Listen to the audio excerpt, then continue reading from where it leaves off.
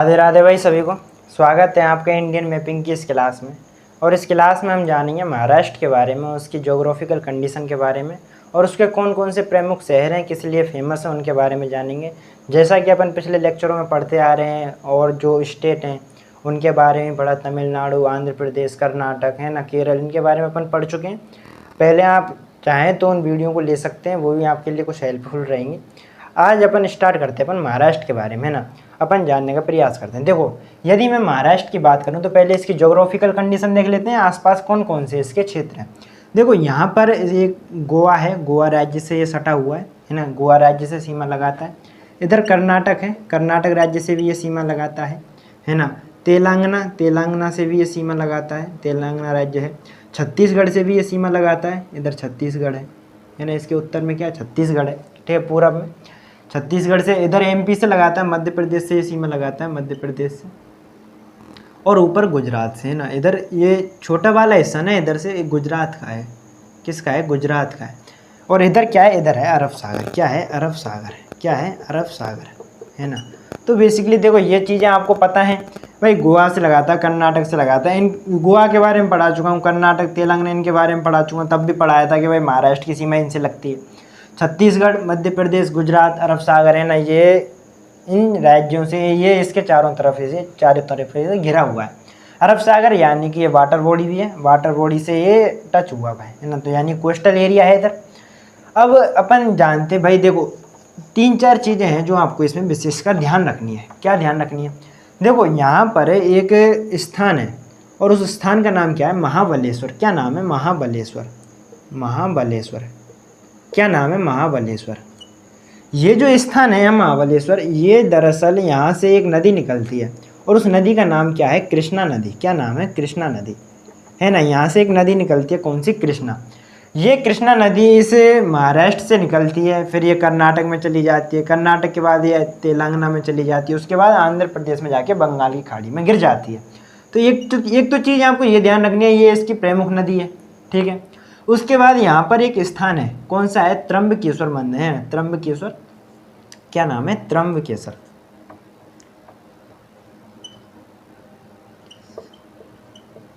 त्र्यंबकेश्वर चोटी है ना, यहाँ पर एक त्र्यंबकेश्वर चोटी है। इस चोटी से, इस पर्वत शिखर से एक नदी निकलती है और उस नदी का नाम क्या है, गोदावरी नदी। क्या नाम है, गोदावरी नदी। क्या नाम है, गोदावरी नदी। क्या नाम है, गोदावरी नदी।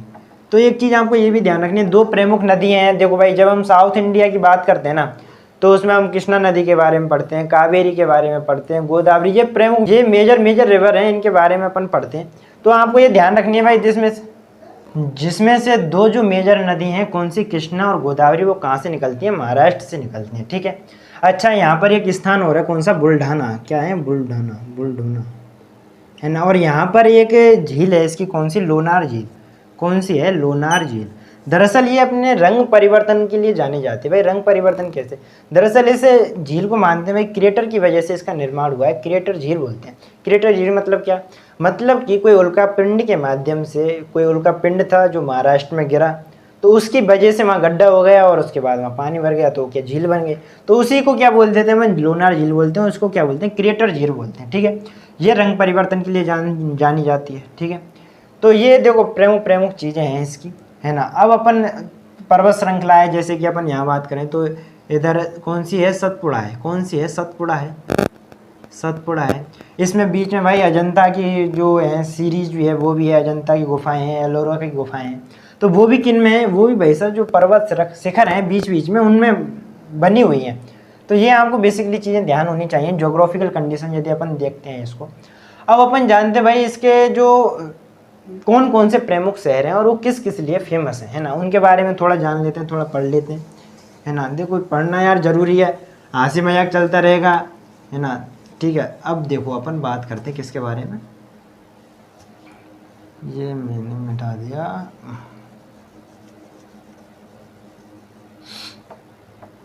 देखो भाई, है ना, अब अपन पढ़ते हैं भाई किसके बारे में, इसके प्रमुख शहर कौन से हैं और कहाँ पर बसे हुए हैं। देखो, इसकी सबसे पहले राजधानी की बात करते तो यहाँ पर एक शहर है, कौन सा है, मुंबई। क्या नाम है, मुंबई। क्या नाम है, मुंबई, है ना। भारत की आर्थिक राजधानी मुंबई। सबसे अमीर जो देश के अमीर लोग हैं, बिलियनर्स मिलियनर्स इनको बोलते हैं, वो कहाँ रहते हैं भाई? मुंबई में रहते हैं ना। सबसे ज़्यादा घर यहीं बने हुए हैं। एक तरीके से आर्थिक राजधानी है, ठीक है। पैसे का पूरा, सेबी का हेडक्वार्टर कहाँ है? मुंबई में, है ना। SBI का हेडक्वार्टर कहाँ है? मुंबई में।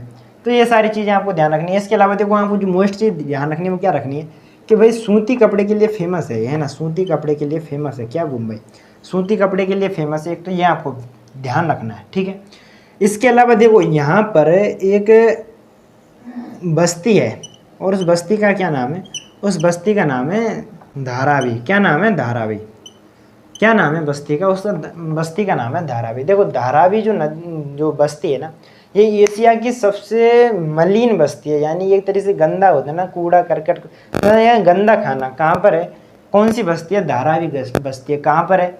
मुंबई में। अब देखो एक ही जगह आपको दो तरीके के लोग मिल गए। एक ही शहर में कुछ ऐसे भी लोग हैं जो बहुत ज़्यादा अमीर हैं, फ्लैटों में रह रहे हैं ना, और कुछ ऐसे भी लोग हैं जो सबसे गंदी बस्ती में रह रहे हैं, धारावी में रह रहे हैं ना। एशिया की सबसे बड़ी गंदी बस्ती है। तो ये आप समझ सकते हो कितना बड़ा पॉइंट है ना। तो आई थिंक ये आपको बात समझ में आएंगे। और भाई प्रमुख बंदरगाह है बम्बई पोर्ट है ना, प्रमुख बंदरगाह है। भाई भारत के 12 बंदरगाहों की बात करते हैं प्रमुख, जिसमें से मुंबई पोर्ट एक है ना। अब देखो यहाँ से बम्बई से लेकर और इसके पास में ही एक इधर क्षेत्र है, उसका क्या नाम है? नवी मुंबई। क्या नाम है? नवी मुंबई।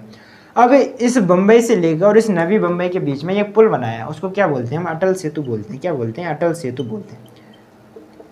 भारत का सबसे बड़ा पुल है, लगभग 22.8 किलोमीटर इसकी लंबाई है ना। समुद्र के ऊपर बना हुआ है, मुंबई से नवी मुंबई को जोड़ता है, ठीक है।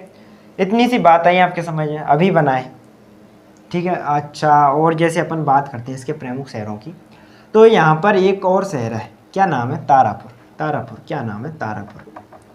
तारापुर। तारापुर किस लिए फेमस है? तारापुर में भाई साहब सबसे पहले भारत का परमाणु संयंत्र स्थापित हुआ था। क्या? परमाणु संयंत्र स्थापित हुआ था, है ना। बिजली बनाने के लिए परमाणु संयंत्र सबसे पहले कहाँ स्थापित हुआ था? तारापुर में। कहाँ पर है? इस मुंबई से थोड़ा सा आप इधर जाओगे तो मिल जाएगा, ठीक है। अच्छा देखो ये मुंबई है, इस मुंबई के पास में जस्ट यहाँ पर एक शहर मिलेगा आपको, कौन सा? थाने। क्या नाम है? थाने। आपको पता होगा भाई 1853 में डलहौजी के काल में मुंबई से लेकर थाने के बीच में पहली भारत की रेल चलाई गई थी, ट्रेन चलाई गई थी। तो वो कहाँ से चलाई गई थी? मुंबई से लेकर थाने के बीच में। थाने कहाँ? यहीं पास में, ठीक है। अच्छा, और जैसे मैं बताऊं भाई यहाँ पर एक शहर है, क्या नाम है? नासिक। क्या नाम है? नासिक। क्या नाम है? नासिक।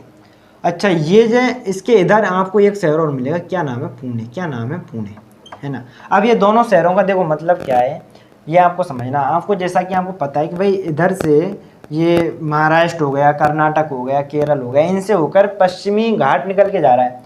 अब इस पश्चिमी घाट में ये जो मुंबई है, यहाँ पर कुछ दर्रे बने हुए हैं, पास बने हुए हैं, जिसमें से देखो ये मुंबई है और ये नासिक है। इन दोनों को एक पास जोड़ता है, इन दोनों को एक दर्रा जोड़ता है, और उस दर्रे को अपन क्या बोलते हैं? उस दर्रे को बोलते हैं अपन थाल घाट दर्रा। क्या बोलते हैं? थाल घाट दर्रा। थाल घाट दर्रा क्या बोलते हैं उसको? थाल घाट दर्रा मुंबई को नासिक से जोड़ता है, और वहीं मुंबई को पुणे से एक और जोड़ता है, जिसको अपन क्या बोलते हैं? जिसको अपन बोलते हैं भोर घाट दर्रा। क्या बोलते हैं? भोर घाट दर्रा। तो ये चीज़ें आपको ध्यान रखनी है कि भाई मुंबई को नासिक से जोड़ने वाला। अब देखो ये आपको समझने की चीज़ है। अब भाई ये मुंबई है, अब ये नासिक है। अब आपसे पूछ ले भाई इधर क्या है? यूपी, इधर MP आ गया, फिर यूपी आ गया। अब आपसे पूछ ले कोई कि भाई मुंबई को झांसी से जोड़ने वाला कौन सा है, तो आप यही बताओगे भाई ये जो दर्रा है, यहीं से तो निकल के जाओगे, तो यही थालघाट दर्रा उसका आंसर होगा। भाई आपसे पूछ ले मुंबई से आपको चेन्नई के लिए जाना है, तो यहाँ इसी दर्रे से तो होके जाओगे, तो क्या बोलोगे? भोरघाट दर्रा बोलोगे, है ना। आपको चीज़ ये ध्यान रखनी है कि भाई अपने को इस रास्ते से, अब देखो लोकेशन पता होती है ना, तो सारी चीज़ें आसान हो जाती हैं, आपको कोई भी रटने की जरूरत पड़ती नहीं है। अब वही चीज़ है यहाँ पर, यदि आप समझ गए होंगे तो ठीक है। इतनी सी बात है आपके समझ में।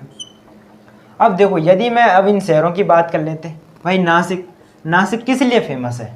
नासिक अपने प्याज उत्पादन के लिए फेमस है। किसके लिए? प्याज उत्पादन के लिए। उत्पादन के लिए भाई प्याज बहुत ज़्यादा होता है यहाँ पर, है ना। कहाँ पर? नासिक में। अच्छा भाई पुणे किस लिए फेमस है? पुणे के लिए, पुणे में देखो एक तो फिल्म विश्वविद्यालय बना हुआ है ना, फिल्म विश्वविद्यालय।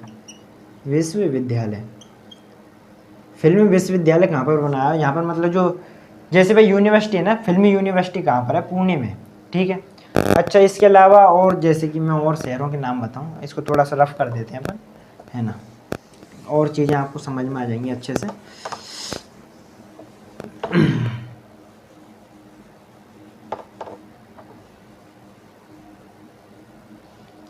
अब देखिए, समझिए ध्यान से, है ना। देखो यहाँ पर एक शहर मिलेगा आपको, यहाँ पर उस शहर का क्या नाम है, कोल्हापुर है। क्या नाम है, कोल्हापुर है। क्या नाम है, कोल्हापुर। अब ये कोल्हापुर चप्पलों के लिए फेमस है। किसके लिए, चप्पलों के लिए फेमस। भाई आपकी जब शादी हो जाए ना तो अपनी पत्नी के लिए कोल्हापुर की चप्पल ले जाना, है ना। मतलब खुश हो जाएगी एकदम, चेहरा खुल उठेगा, वाह, है ना। समझ गए बात। यहीं से आपको चप्पल लेके जानी है, पर मार भी फिर इन्हीं से पड़ेगी, ये मजबूत होती है, थोड़ा बच के रहना। तो कोल्हापुर की क्या है, चप्पल है, फेमस है, ठीक है। इसके बाद आपको यहाँ पर एक शहर मिलेगा, कौन सा, यहाँ पर मैंने बताया आपको अभी महाबलेश्वर चोटी बताई मैंने, उसके जस्ट ऊपर एक शहर मिलेगा, कौन सा, सतारा। क्या नाम है, सतारा। क्या नाम है, सतारा। अब देखो सतारा का थोड़ा ऐतिहासिक महत्व है। ऐतिहासिक महत्व कैसे, दरअसल जब लॉर्ड डलहौजी ने हड़प नीति लेके आया था ना, तो उसने सबसे पहले सतारा जो क्षेत्र है इसी को उसने हड़प नीति के तहत अपने ब्रिटिश क्षेत्र में मिलाया था। भाई सबसे पहले उसने सतारा, फिर संबलपुर, फिर बघाट, उदयपुर, झांसी, इन क्षेत्रों को मिलाया था। तो उसमें सबसे पहले हड़प नीति के तहत कौन सा शहर मिलाया गया था, सतारा को उसने ब्रिटिश क्षेत्रों में मिलाया था। तो ये चीज़ आपको ध्यान रखने योग्य है और ये आपको ध्यान रखनी है। इतनी सी बात आई आपके समझ में। उसके अलावा देखो आपको यहाँ पर, और जैसे कि ये नासिक बताया था मैंने, यहाँ पर आपको नासिक, इस नासिक के आप इधर चलोगे आप तो यहाँ पर आपको मिलेगा ये कौन सा, यहाँ पर मिलेगा सिरनी। क्या नाम है, सिरनी। क्या नाम है, सिरनी। सिरनी के साईं बाबा, है ना, तो आपको बहुत फेमस है, मतलब बहुत मान्यता है भाई महाराष्ट्र में सिरनी के साईं बाबा जी की, है ना। तो आपको पता होगा इसके बारे में। अच्छा, और जैसे मैं बात करूँ भाई, यहाँ पर आपको पास में एक और चीज़, यहाँ पर आपको एक और चीज़ मिलेगी। क्या मिलेगी, यहाँ पर ऊपर मिलेंगी आपको अजंता की गुफाएं। क्या मिलेंगी, अजंता की गुफाएं। और उसके जस्ट नीचे आपको मिलेगा क्या, यहाँ पर मिलेंगी आपकी एलोरा की गुफाएं। क्या है, एलोरा की। ऊपर है अजंता की गुफाएं, नीचे हैं एलोरा की गुफाएं। अजंता की गुफाएं भाई गुप्त काल में बनाई गई थी, और जो एलोरा की गुफाएं ये दरअसल बौद्ध धर्म से संबंधित है, बौद्ध भिक्षुओं के लिए बनाई गई थी, ठीक है। अब इस एलोरा के जस्ट नीचे एक शहर और मिलेगा आपको, कौन सा, औरंगाबाद। क्या नाम है, औरंगाबाद। क्या नाम है, औरंगाबाद। अभी तो इसका नाम चेंज कर दिया, वर्तमान में से छत्रपति संभाजी नगर के नाम से जानते हैं। संभाजी नगर, किस नाम से जानते हैं, छत्रपति संभाजी नगर के नाम से जानते हैं। पुराना नाम क्या है, औरंगाबाद है। भाई औरंगाबाद में औरंगजेब की एक तो कब्र बनी हुई है, और बीवी का मकबरा कहाँ पर बना हुआ है, औरंगाबाद में बना हुआ है, ठीक है। इतनी सी बात आपको ध्यान रखनी है। इसके बाद आप यहाँ पर देखोगे एक शहर मिलेगा आपको, कौन सा, नागपुर। क्या नाम है, नागपुर। क्या नाम है, नागपुर। अब देखो नागपुर की बात करें, आपको दो तीन चीज़ें नागपुर के बारे में ध्यान रखनी है। क्या रखनी है भाई, नागपुर में अनुसंधान केंद्र है। क्या है, अनुसंधान केंद्र है। पहला कपास का अनुसंधान केंद्र कहाँ पर है भाई, नागपुर में। कपास अनुसंधान केंद्र कहाँ पर है, नागपुर में। नंबर 2, पर्यावरण अनुसंधान केंद्र कहाँ पर है, नागपुर में। पर्यावरण अनुसंधान केंद्र कहाँ पर है, नागपुर में। नंबर 3, आरएसएस का मुख्यालय। आरएसएस बोले तो राष्ट्रीय स्वयंसेवक संघ, जिसके अभी वर्तमान में सरसंघ संचालक कौन है, मोहन भागवत जी।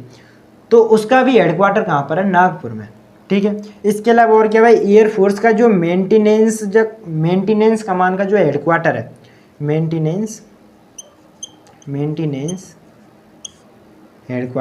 मेंटेनेंस कमान का जो हेडक्वार्टर है एयरफोर्स का, वो भी कहाँ पर है, नागपुर में। तो ये बेसिक मोस्ट इंपॉर्टेंट चीज़ें, ये भी आपको ध्यान रखनी है, ठीक है। अब जैसे कि और एक मैं आपको शहर बताऊँ, यहाँ पर एक शहर मिलेगा आपको, नांदेड़। क्या नाम है, नांदेड़। क्या नाम है, नांदेड़, है ना। नांदेड़ में गुरुद्वारा है, गुरुद्वारे के लिए फेमस है। दरअसल देखो इसका ऐतिहासिक महत्व है, इतिहास से इसमें चीज़ें जुड़ी हुई हैं, क्योंकि जब हम सिख धर्म को पढ़ते हैं तो उसमें जानते हैं कि भाई जो वहाँ के प्रमुख सिख संप्रदाय को आगे बढ़ाने वाले, या कहेंगे भाई सिख गुरुओं की बात करें तो कितने सिख गुरुओं के बारे में पढ़ते हैं, 10 सिख गुरुओं के बारे में पढ़ते हैं।